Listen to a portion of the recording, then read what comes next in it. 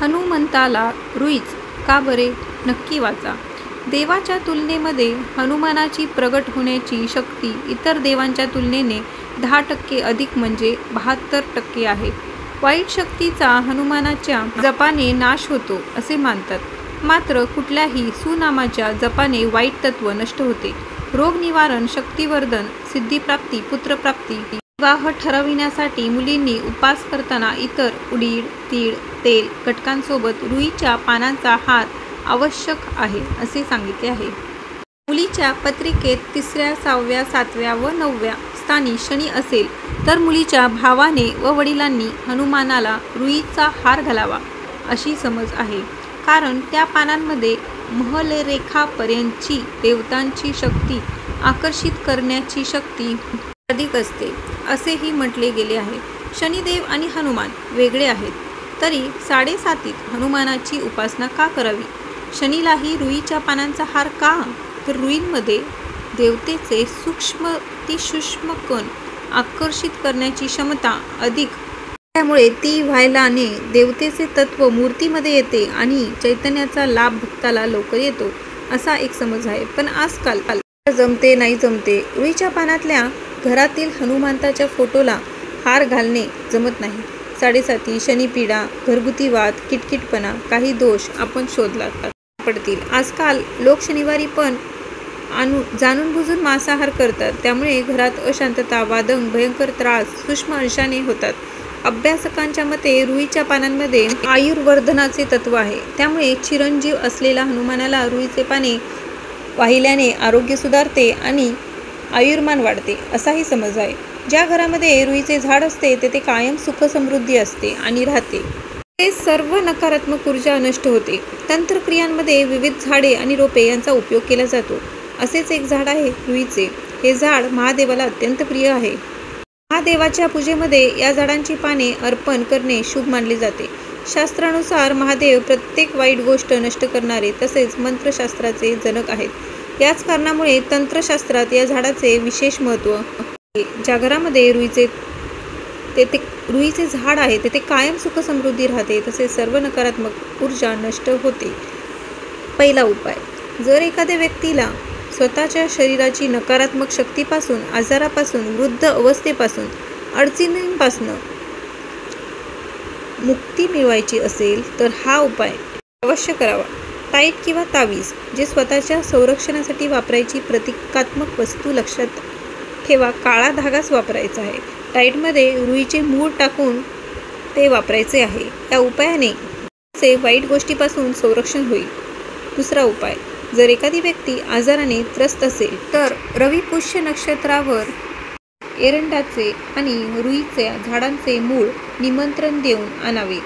मूळ गंगाजलाने स्वच्छ धुवावे, त्याची पूजा करावी व आजारी व्यक्तीवरून 7 वेळा उतरावे. करताना श्री गणेशाय नमः असा मंत्र म्हणायचा आहे. झाल्यावर संध्याकाळी एखाद्या निरंजन ठिकाणी हे मूळ पुरून टाकायचे आहे. या उपायाने औषधाचा प्रभाव होईल आणि रुग्ण लवकर बरा होईल. तिसरा उपाय, शास्त्रानुसार रुईचे फूल शिवलिंगावर अर्पण केल्याने सर्व इच्छा पूर्ण होऊन पुण्याची प्राप्ती होते. रुईचे झाड घराच्या मुख्य दरवाजासमोर असणे शुभ मानले जाते. झाडाची फुले सामान्यतः पांढऱ्या रंगाची असतात. विद्वान सांगतात की रुईच्या जुन्या झाडाच्या मुळाशी श्री गणेशाची मूर्ती निर्माण होते आणि ती चमत्कारी लाभ देणारी प्रतिमा असते. या गणेश मूर्तीला श्वेतार्क गणेश नावानेही ओळखले जाते. नंबर 4, ज्योतिष अनुसार ज्या घरामध्ये रुईचे झाड असते त्या घरामध्ये कधीही नकारात्मक गोष्टींचा प्रभाव होत नाही. तसेच त्या घरावर कधीही जादूटोणा, तंत्रमंत्र यांचा प्रभाव पडत नाही. घराच्या जवळपास सकारात्मक आणि पवित्र वातावरण राहते. ते आपल्याला सुख समृद्धी प्रदान करते. अशा लोकांवर महालक्ष्मीची विशेष कृपा असते. रुईच्या पानांचा औषधी उपयोग. रुईचे पाने शनिवारी मारुतीला वाहतात. त्याचा वापर पूजे अर्चेसाठी केला जातो. पूजेला वापरलेल्या या पानांचे अनेक औषधी उपयोग आहेत. ची फुले, पाने यांचा अस्थमा, मधुमेह, कुष्ठरोग, मूळव्याध यासारख्या आजारांना दूर ठेवण्यासाठी आहे. अर्क किंवा अकोवा या नावाने ओळखले जाणारे हे झाड विषारी असूनही त्यामध्ये अनेक औषधी गुण आहेत. या झाडाची फुले, पाने कोणत्या आजारापासून दूर ठेवू शकतात हे आपण पाहूया. नंबर 1. मधुमेह. मधुमेही व्यक्तींनी हे पान आपल्या तळव्यावर ठेवून त्यावर पायमोजे घालावेत. रात्री झोपण्यापूर्वी हे पान काढून टाकावेत. यामुळे साखर नियंत्रित होण्यास मदत होते. नंबर 2. कुष्ठरोग. यामध्ये रुईचे पानांमध्ये मोहरीचे तेल घालून ते कुटून घ्यावे.